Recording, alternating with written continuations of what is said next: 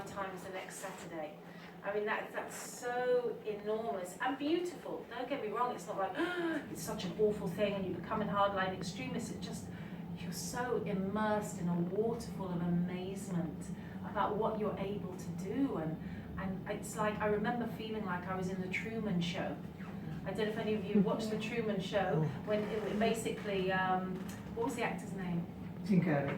Jim Carrey discovers that his whole life has actually been a reality TV show. And he sails to the end of the sea and he discovers even that is just a painted on sky. And he gets out the boat and he walks and there's a door in the corner and he opens it and he goes, oh, it's all out here. That's how I felt when I came to Islam. It's like I'd been living in a broom cupboard of existence. And I'd never come out of the broom cupboard for 43 years. And then I was like, whoa, this is amazing. What was the question?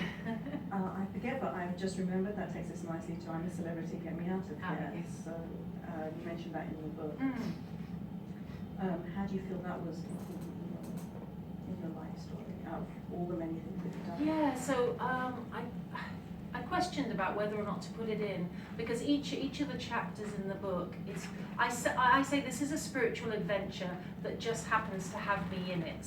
It's not a book about me. So it's not my story, it's a human being's story, and each chapter should have a point. And I believe each chapter does have a point. And with I'm a Celebrity, it kind of explored the excitement of being a little bit famous, of waking up in the jungle with Jason Donovan every day, which was like a dream. In fact, I thanked God so much for waking up, you know, within a meter of Jason Donovan. Maybe that's what brought me to Islam. Maybe Jason Donovan was one of my steps. Hi, Jace.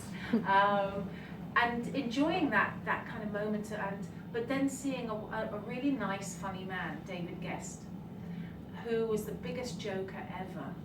I remember him having a conversation with Miley in class, and she said, "So, tell us how you grew up." He said, "Oh, my dad was a fisherman." And we're like, "Really?" And she's so sweet and naive, very light person, Miley. Really? And I'm going, no. Yeah, my mum lost her leg, and she was one-legged, and they used to go out fishing together on the high seas. And it's like that just literally never happened. So everything he said was a joke. But then realizing that 10 years down the line, he dies alone in a hotel room and full of prescription drugs. So that all of that celebrity stuff is just a facade. It's just that reminder of, what are our last moments going to be, and what is the point of it being? More questions from